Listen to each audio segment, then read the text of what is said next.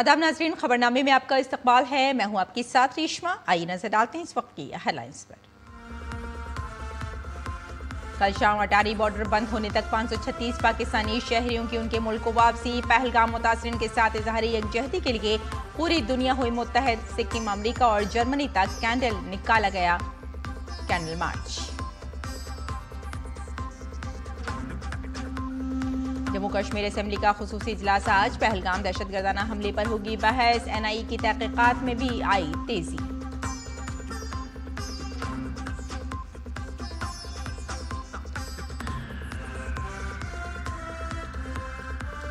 दिल्ली के लोगों को आज से आयुष्मान कार्ड किए जाएंगे जारी। 70 साल या इससे ज्यादा उम्र के बुजुर्ग शहरियों को 10 लाख रुपए तक का इलाज होगा मुफ्त।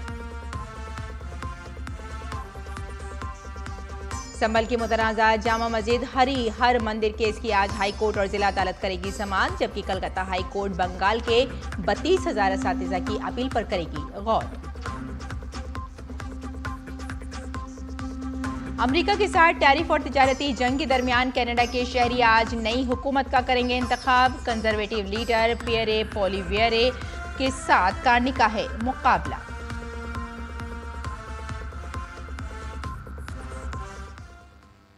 और आइए अब तफसील से डालते हैं खबरों पर नजर।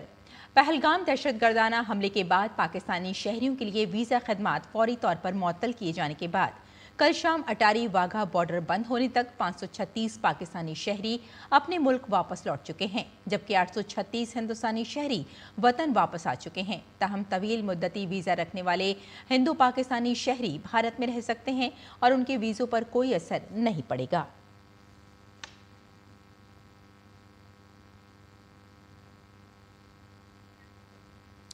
पहलगाम दहशतगर्दाना हमले के बाद बहस के लिए जम्मू असेंबली का एक रोज़ा खुसूसी इजलास आज तलब किया गया है, जिसमें दहशतगर्द हमले की मजम्मत की जाएगी और हमले में जाने गंवाने वालों को खराज क़ीदत पेश किया जाएगा।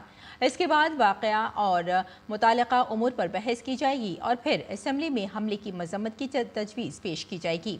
आपको बता दें कि पहलगाम हमले के बाद वज़ीर आला उमर अब्दुल्ला ने लेफ्टिनेंट गवर्नर मनोज सिन्हा से असेंबली का खुसूसी इजलास बुलाने की दरख्वास्त की थी। दूसरी जानिब मरकजी वजारत दाखिला के हुक्म के बाद कौमी तहकीकाती एजेंसी ने बाज़ाब्ता तौर पर केस को तहकीकात के लिए अपने हाथ में ले लिया है और दहशतगर्दी की साजिश को बेनकाब करने के लिए शवाहिद की तलाश को तेज करने के साथ साथ आईनी शाहिदीन से पूछगछ कर रही है। वज़ीर आला उमर अब्दुल्ला ने दहशतगर्दी और उसकी जड़ों के खिलाफ फैसला कुन लड़ाई की हिमायत की है, लेकिन किसी भी ऐसी नाजायज़ कार्रवाई के खिलाफ इंतबाह दिया जो उन लोगों को अलग थलग कर दे जिन्होंने पहलगाम दहशतगर्दाना हमले के नतीजे में बेगुनाह लोगों की हलाकत पर अपनी तशवीश का इजहार किया है। नेशनल इन्वेस्टिगेशन एजेंसी ने पहलगाम की वादिये बेसरान में दहशतगर्दाना हमले की तहकीकात में तेजी लाई है। NIA ने जम्मू कश्मीर पुलिस से केस अपने हाथ में ले लिया है और एक नई FIR दर्ज कर ली है। इस वाक़े के पहले दिन से ही NIA जम्मू कश्मीर पुलिस की तहकीकात में मदद कर रही थी। वाक़े की तहकीकात के लिए IG, DIG और SP सतह के अफसरान की टीम मुसलसल काम कर रही है। आईनी शाहिदीन से भी पूछगछ की जा रही है। तहकीकात में फॉरेंसिक और दीगर माहिरीन की मदद भी ली जा रही है। वज़ीर दिफा राजनाथ सिंह ने कल chief of defence staff general Anil Chauhan से मुलाकात की और पहलगाम दहशतगर्दाना हमले के बाद फौज की तैयारियों पर तबादला ख्याल किया। वज़ीर दिफा की रिहाइशगाह पर तकरीबन 40 मिनट तक जारी रहने वाली मीटिंग में वज़ीर दिफा को फौज की हिकमत अमली और तैयारियों के बारे में जानकारी दी गई। बॉर्डर सिक्योरिटी फोर्स के अफसरान भी कल दिल्ली में फोर्स की तैयारियों से मुताल्लिक़ उमूर पर मीटिंग के लिए मौजूद थे। फोर्स के डायरेक्टर जनरल दलजीत सिंह चौधरी ने कल वजारत दाखिला का दौरा किया। तरियसना हिंदुस्तानी बहरिया ने गुज़श्ता रोज़ भी एंटी शिप मिसाइल मश्क का कामयाब इनकाद किया और कहा कि वो किसी भी सूरत हाल से निमटने के लिए पूरी तरह तैयार हैं।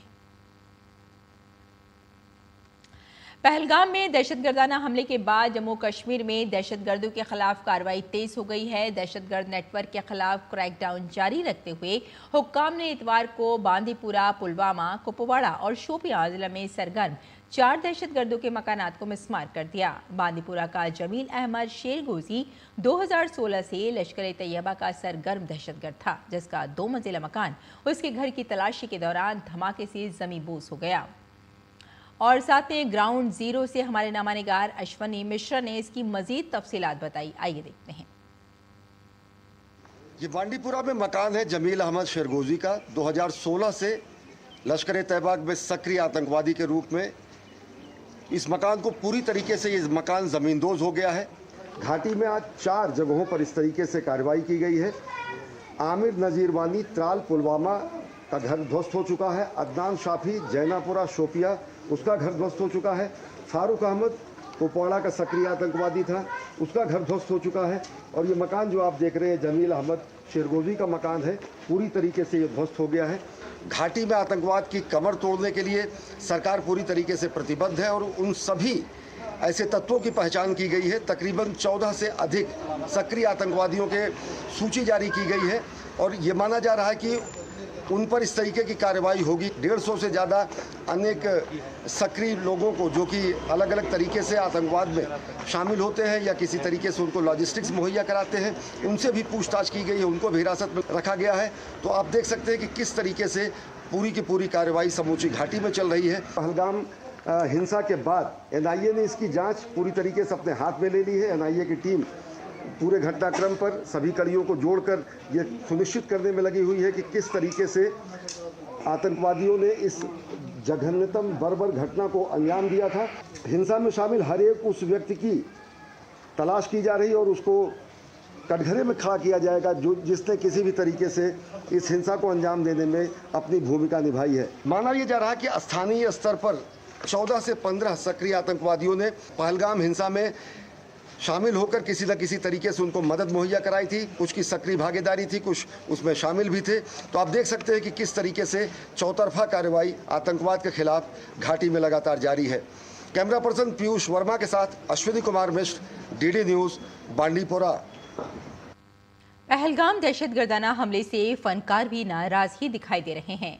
सदर अवार्ड याफ्ता आर्टिस्ट रूपचंद ने भी पेंटिंग बनाकर खराज तहसीन पेश किया है और अपनी पेंटिंग के जरिए एक अच्छा पैगाम भी दिया है। इसमें उन्होंने दिखाया है कि किस तरह हिंदुस्तान पाकिस्तान से दहशतगर्दी को जड़ से उखाड़ फेंकने के लिए तैयार है। रूपचंद ने भारतीय फौज को दहशतगर्दों के रूप में सांपों को भी बहादुरी से कुचलते दिखाया है।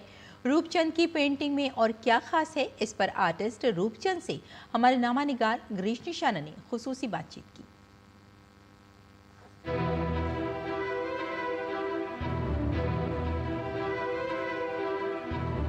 पहलगाम आतंकी हमले में मारे गए लोगों को लोग अपने अपने तरीके से श्रद्धांजलि दे रहे हैं। कलाकार रूपचंद भी श्रद्धांजलि दे रहे हैं, कलाकृति बनाकर। पूरा देश आक्रोश में है। मैं भी अपनी कला के माध्यम से हम साफ मैसेज देना चाहते हैं कि ये जो पुलगांव में हुआ है, ये जो घटना है बहुत ही दुखदायक है, बहुत ही हृदय विदारक है। उसी चीज़ को मैंने अपनी कलाकृति में यहाँ पर ये पाकिस्तान को साफ साफ समझाने का यहाँ पे मैंने बात कही है, जो कि आदरणीय मोदी जी ने कहा है कि इस बार कुछ ऐसा होगा कि उनकी सोच से भी परे है।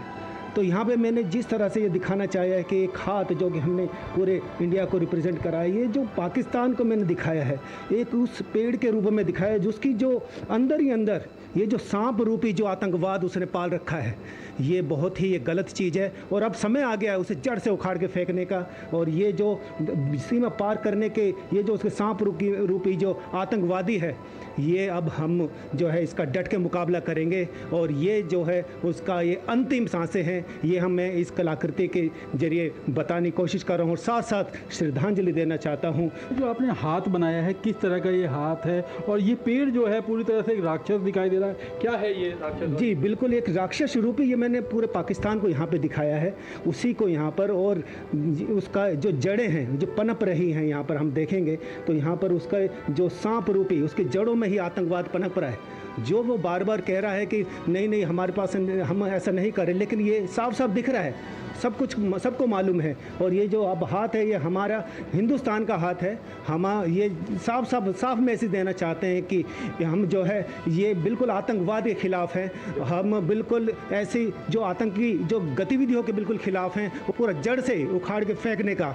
ये हमारा जो आक्रोश इस पेंटिंग के प्रति मैं देना चाहता हूँ। भारतीय सेना रूपे हमारी इतनी सक्षम है मुंह तोड़ जवाब देने के लिए यहाँ पर इस समय सक्षम है। तो हमने पूरे भारतीय सेना को दिखाया है, जैसे जरा सा भी उन्होंने अगर एक भी जरा से पहल की, हमारी सीमा में अगर 1 इंच भी कदम रखने की कोशिश की तो उसका मुंह तोड़ जवाब देने के लिए हम पूरे सक्षम हैं। ये जो पूरे सांप दिखाए हैं, एक अजगर रूपी, ये पूरे आतंकवाद और इस तरह की जो अप्रिय घटना करने के लिए जो लोग आगे बढ़ रहे हैं, उनके लिए हम बखूबी भारतीय सेना को दिखाने का प्रयास किया है। तो बहुत अच्छा एक संदेश देने का प्रयास किया है कलाकार रूपचंद जी ने, जिसमें दिखाया है कि किस तरह से भारत जो है वो पाकिस्तान से पूरी तरह से आतंकवाद को जड़ से उखाड़ फेंक रहा है और साथ ही जो भारतीय सेना के जवान हैं वो आतंकवादियों को मार गिरा रहे हैं। तो एक अच्छा संदेश दिया है और कहीं ना कहीं पहलगाम में जो मारे गए लोग हैं उनको एक श्रद्धांजलि भी इस तरह से दी गई है। कैमरामैन मोंटी सिंह के साथ गिरीश निशाना, DD न्यूज, दिल्ली।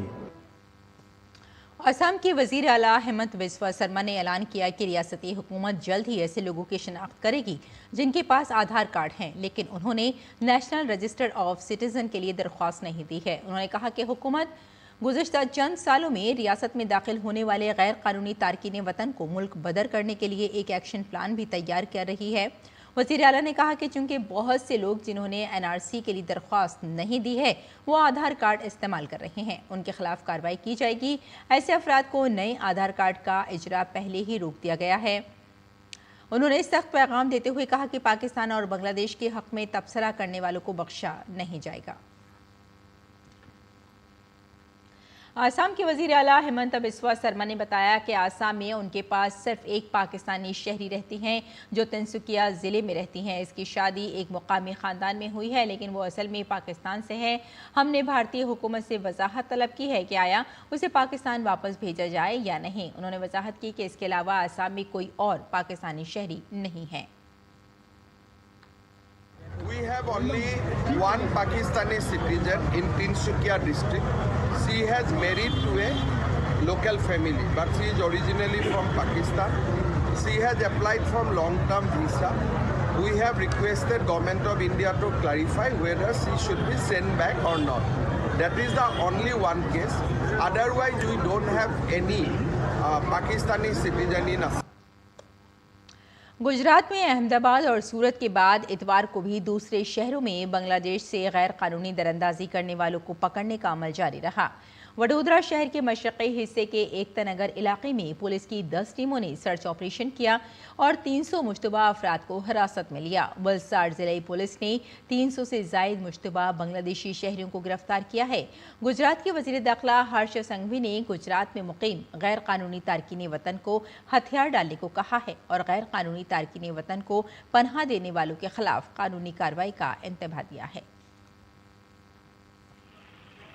गुजरात में गैर कानूनी तौर पर रह रहे गैर मुल्कियों के खिलाफ रियासत गिर मुहिम जारी है।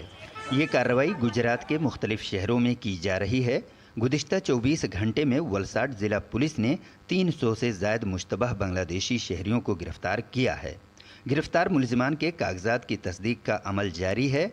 हफ्ते को वडोदरा पुलिस ने भी 500 से ज़ायद मुश्तबह अफराद को गिरफ्तार किया, जिनके दस्तावेज़ात की तस्दीक की जा रही है। अहमदाबाद और सूरत में तलाशी की कार्रवाइयों के बाद हफ्ते के रोज़ ख़वातीन और बच्चों समेत 1000 से ज़ायद बांग्लादेशी अफराद को हिरासत में लिया गया और उन्हें मुल्क से वापस भेजे जाने की कोशिशें जारी हैं। गुजरात पुलिस की एक टीम अहमदाबाद के चंदोला इलाके से जारी किए गए पासपोर्ट की छानबीन कर रही है, जहां ये अफराद गैर कानूनी तरीके से रह रहे थे। 2 बरस में इस इलाके से तकरीबन 590 पासपोर्ट जारी किए गए हैं। अपनी नौइयत के सबसे बड़े ऑपरेशन में अहमदाबाद में 890 और सूरत में 134 बांग्लादेशियों को हिरासत में लिया गया।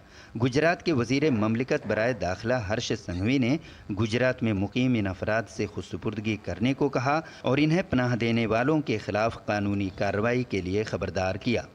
वापी हो, संजान हो, ऐसे अलग अलग क्षेत्र के अंदर पूरी टीम बना के एसपी से लेके सभी अधिकारियों ने ये चेकिंग की है। जितने भी इलीगल होंगे वो सभी लोगों को डिपोर्ट करने की प्रोसीजर आगे बढ़ाई जाएगी। हिरासत में लिए गए लोगों से पूछगछ की जा रही है और 130 से ज़ायद गैर कानूनी तारिकीन वतन की मुल्क बदरी की तस्दीक की गई है। डॉक्यूमेंट्री एविडेंस और अलग अलग प्रकार के जो एविडेंस कलेक्ट करने होते हैं वो प्रक्रिया अभी चल रही है। एविडेंस हमको मिल जाती है उनके बांग्लादेश नागरिक होने का उसके बाद जो नियम के अनुसार डिपोटेशन की जो कार्यवाही होती है, वो डिपोटेशन के कार्यवाही के लिए केंद्र सरकार के साथ और बॉर्डर सिक्योरिटी फोर्स के साथ संकलन करके उनके डिपोटेशन की कार्यवाही भी हम त्वरित हो, उसके लिए भी हम प्रयत्न कर रहे हैं। गुजरात पुलिस और दीगर महकमे इन अफराद के गुजरात पहुंचने और क़याम के लिए इस्तेमाल किए गए जाली दस्तावेज़ात की भी जांच कर रहे हैं। पुलिस के मुख्तलिफ महकमों, क्राइम ब्रांच, इंसदादे इंसानी स्मगलिंग यूनिट, इंसदादे दहशतगर्दी स्क्वाड ने गुजरात के तमाम अजला में वीडियो कॉन्फ्रेंस के ज़रिए मीटिंग की ताकि इस बात को यकीनी बनाया जा सके कि रियासत में गैर कानूनी तौर पर मुकीम अफराद को पकड़ने के लिए इस तरह की कार्रवाइयों को फ़आल तौर पर अंजाम दिया जाए। Bureau report, DD news Urdu खबरें। जम्मू कश्मीर के पहलगाम में दहशतगर्दाना हमले में हलाक होने वालों के साथ इजहार यकजहती के लिए दुनिया भर में मुजाहरे हो रहे हैं। इसी सिलसिले में जर्मनी के मुख्तलिफ शहरों में भारतीय बिरादरी ने एहतिजाजी मुजाहरे किए। एक तरफ भारतीय बिरादरी ने पहलगाम दहशतगर्दाना हमले के खिलाफ फ्रैंकफर्ट में रैली निकाल कर एहतिजाज किया। दूसरी जानिब फ्रैंकोनिया में दहशतगर्दाना हमले में जाँ बहक होने वालों से इजहार यकजहती के लिए एक प्रोग्राम का इनेकाद किया गया। इस तकरीब में एरालगेन के मेयर डॉक्टर फ्लोरेन जैनिक और एरालगेन के foreigner and integration advisory board AIB के चेयरमैन रामी बोखाचेम ने शिरकत की। तकरीब में प्रोग्राम कम्युनिटी के तकरीबन 200 अफराद ने शिरकत की। पहलगाम में दहशतगर्दाना हमले में हलाक होने वालों के साथ इजहार यकजहती के लिए ऑस्ट्रेलिया के दारुल हुकूमत कैम्बर और सिडनी में एहतिजाजी मुजाहरे किए गए। एहतिजाज के दौरान भारतीय कम्युनिटी ने हमले में हलाक होने वालों के साथ हमदर्दी और यकजहती का इजहार किया। पहलगाम दहशतगर्दाना हमले के खिलाफ दुनिया भर में मुजाहिरे रुकने का आसार नहीं नजर आ रहे हैं। इतवार को फ्रांस के दारुल हुकूमत पेरिस में भारतीय बिरादरी ने भी दहशतगर्दाना हमले में हलाक होने वालों के तई हमदर्दी का इजहार किया। नीज़ भारतीय बिरादरी ने दहशतगर्दी के खिलाफ यकजहती का मुजाहरा किया। भारतीय बिरादरी ने भी पहलगाम में दहशतगर्दाना हमले पर लंदन में पाकिस्तानी हाई कमीशन के बाहर जबरदस्त एहतिजाज किया।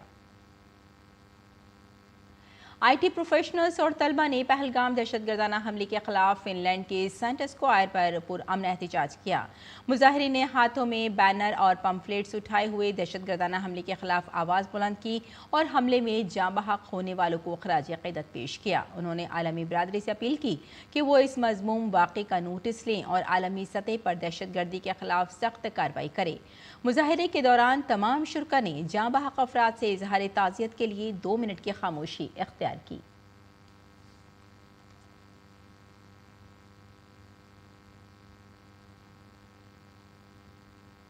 इसके अलावा पहलगाम दहशतगर्दाना हमले के मुतासरीन की याद में अमरीका के वाशिंगटन DC में भारत निजात शहरियों ने पुरअमन एहतिजाज किया।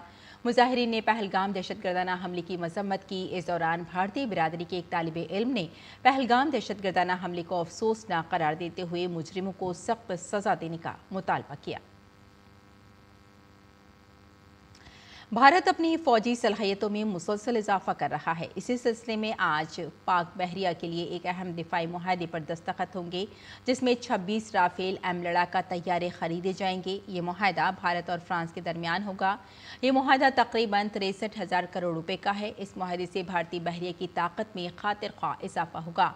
हाल ही में वज़ीर आज़म नरेंद्र मोदी की क़यादत वाली काबीना कमेटी बराए सलामती ने बहरिया के लिए फ्रांस से 26 राफेल M लड़ाका तैयारों की खरीदारी को मंजूरी दी थी। इसी मंजूरी के बाद अब ये डील होने जा रही है। ये मुआहदा भारत और फ्रांस के दिफाई ताउन को नई बुलंदियों तक ले जाएगा। और 4 धाम यात्रा बाज़ाब्ता तौर पर 30 अप्रैल से शुरू होगी। इसके बाद केदारनाथ धाम के कपाट 2 मई को और बद्रीनाथ धाम के दरवाजे 4 मई को खोले जाएंगे। 4 धाम यात्रा में 4 अहम तीर्थ स्थल आते हैं: गंगोत्री, यमुनोत्री, केदारनाथ और बद्रीनाथ। ये माना जाता है कि इन चारों धामों की यात्रा करने से अक़ीदतमंदों को निजात मिलती है और इसी सिलसिले में तमाम तैयारियां की जा रही हैं। इतवार को वज़ीर आला पुष्कर सिंह धामी ने मेघा सेवक भंडारा के लिए 4 धामों में जाने वाले सेवादारों की एक टीम को झंडी दिखाकर रवाना किया। बाएं बाजू ने एक बार फिर दिल्ली की बावकार जवाहरलाल नेहरू यूनिवर्सिटी की तलबा यूनियन के इंतखाबात में अपना झंडा लहराया है। वहीं दूसरी तरफ ABVP ने तकरीबन एक दहाई के बाद वापसी की है। जॉइंट सेक्रेटरी का ओहदा ABVP के खाते में आया है। देर रात जारी करदा नताइज के मुताबिक आईसा DSF इत्तेहाद के उम्मीदवार नीतीश कुमार ने सदर के ओहदे पर कामयाबी हासिल की।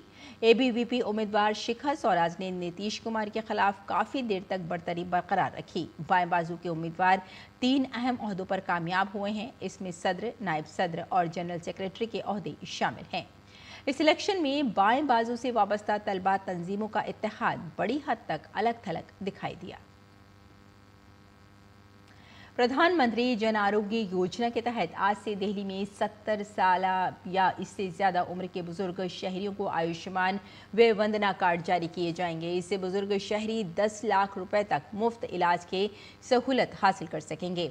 मरकजी पेट्रोलियम और कुदरती गैस के वजीर हरदीप सिंह पुरी और वजीर आला रेखा गुप्ता दिल्ली के त्यागराज स्टेडियम में कार्ड्स की तकसीम के लिए मुनाकिदा तकरीब में मेहमान खुसूसी होंगे। इस स्कीम के तहत आयुष्मान भारत के तहत 5 लाख रुपए का इलाज और 5 लाख रुपए का इजाफी हेल्थ इंश्योरेंस दिल्ली हुकूमत फराहम करेगी। इस स्कीम के तहत मुल्क के तकरीबन 32,000 सरकारी और निजी अस्पतालों में इलाज करवा सकेंगे। और संभल की शाही जामा मस्जिद बमुकाबला हरिहर मंदिर मामले में आज समाअत होने वाली है। दरख्वास्त गुजार ने दावा किया है कि संभल शाही जामा मस्जिद दरअसल हरिहर मंदिर है। 8 दरख्वास्त गुजारों की जानिब से दायर दरख्वास्त गुज़िश्ता साल सिविल जज सीनियर डिवीज़न में दायर की गई थी। इस मामले की समाअत आज इलाहाबाद हाई कोर्ट और संभल डिस्ट्रिक्ट कोर्ट दोनों में होगी। दरअसल मस्जिद कमेटी ने हाई कोर्ट में अर्जी दाखिल की थी। मस्जिद कमेटी का कहना है कि संभल की शाही जामा मस्जिद में जो सर्वे किया जा रहा है वो उनके मजहबी हुकूक में मुदाखलत कर रहा है। संभल की सिविल सीनियर डिवीजन कोर्ट में समाअत के पेश नज़र सिक्योरिटी और अमन बरकरार रखने के लिए पुलिस फोर्स को तैनात किया गया है। पुलिस इंतजामिया CCTV कैमरों के जरिए चंदोसी इलाके की निगरानी कर रही है। और आइए अब नजर डाल लेते हैं दिल्ली से शाये कुछ उर्दू अखबारात पर।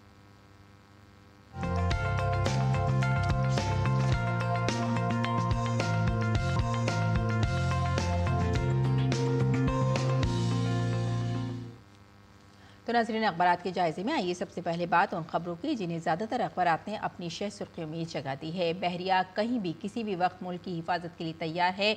बहराए अरब में मिसाइल का तजुर्बा कामयाब रहा। जम्मू कश्मीर के पहलगाम में दहशतगर्दाना हमले के बाद हिंदुस्तान ने पाकिस्तान के खिलाफ हमलावर रुख इख्तियार कर लिया है और इसीलिए बहरिया की ताकत को मुसलसल बढ़ाने पर बातचीत हो रही है।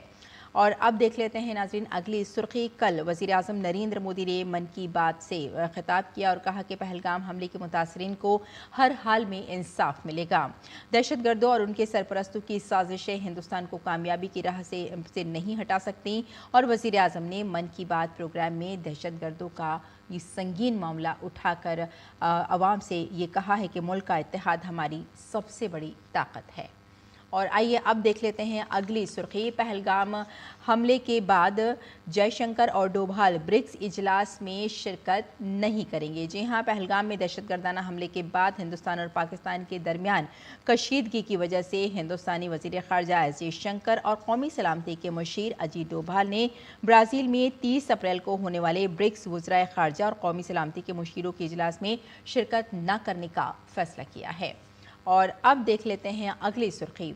हज 2025 आज़मीन के लिए हज सुविधा ऐप के इस्तेमाल का मशवरा। जी हाँ, ये मशवरा दिया गया है कि हज सुविधा ऐप का इस्तेमाल किया जाए और इसकी वजह से बहुत सारी सहूलियात मिलेंगी।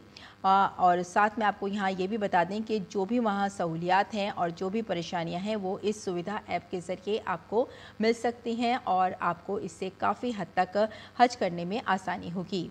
और अब देख लेते हैं नाज़रीन अगली सुर्खी। इसराइली फोर्सेस की गज़ा पर वहशियाना बमबारी जारी, मज़ीद 40 फ़लस्तीनी शहीद। मुज़ाकरात नाकाम हुए तो हम रफ़े मॉडल को दोहराएंगे। और इसराइली फ़ौज गज़ा पर मुशावरत करने के बाद हमास का वफ़द काहिरा से वापस आ चुका है।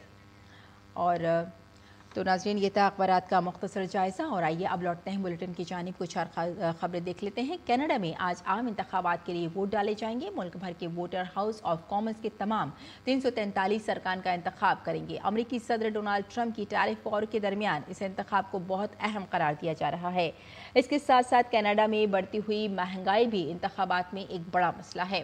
लिबरल पार्टी के मार्क कार्नी और कंजर्वेटिव रहनुमा पियर पो के दरमियान सख्त मुकाबला है। ताज़ा तरीन सर्वे के मुताबिक लिबरल पार्टी 43% हिमायत के साथ 196 सीटें जीत सकती है, जबकि अपोजिशन कंजर्वेटिव पार्टी को 122 सीटें मिल सकती हैं। एनडीपी को सिर्फ 5 और ब्लॉक क्यूबिकस पार्टी को 19 सीटें मिल सकती हैं। और अब मौसम का मिजाज।